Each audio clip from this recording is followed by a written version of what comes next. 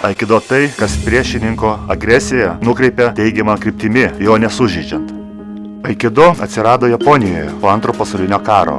Jo įkūrėjas, mokytojas Morihei Ueshiba dažnai naudodavo posakį: tikra pergalė yra pergalė prieš save.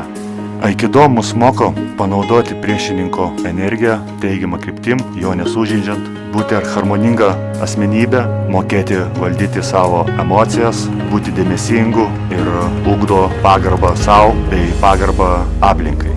Treniruočių metodikos susideda iš beginklės technikos ir technikos su ginklais. Tai yra treniruojamės su kardu bei lazda.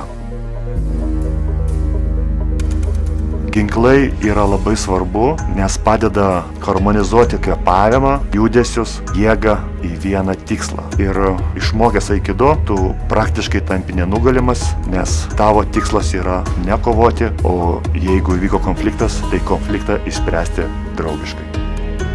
Treniruotės vyksta su balta gi, tai yra kaip kimono, bet tik tai treniruotėms skirtas. Kai išlaikai trečią kiu, tau leidžiama turėti hakama. Tai yra japoniškos kelnios, kurios slepia tavo kojų judesius. Kai išlaikai pirmą daną, tada turi teisę nešioti juodą diržą.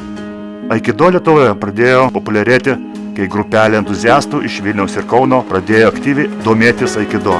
Tai yra vykti į seminarus užsienyje bei susipažino su mokytoju Ulfu Evenu, kuris yra aukščiausią aikido rangą turintis asmuo Šiaurės Europoje. Aikido moko patraukti tave iš atakos linijos. Iš tikrųjų, gyvenime man dar nebuvo tokio atsitiktinumo, kad panaudočiau aikido.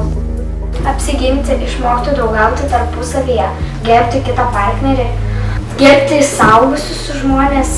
Pati treniruotė yra įdomi ir vis kažkas kiekvieną dieną vis skirtingo. Čia moko tave apsiginti, išvengti konflikto, būti draugiškam, sustiprėjai fiziškai, psichologiškai sustiprėjai. Jinai vadinama keiko gi, treniruočių apranga. Su ta apranga tu aplamai jautiesi iš tikrųjų kitaip ir tavo laisviau judėti, nes jie nėra taip prigludę. Ir pagal tradiciją, diržai tavo lygį parodo. Anksčiau Japonijoje jie nedodavo diržų, jie dodavo baltą ir pagal laiką jie patamsėja ir įrodo tavo tą lygį.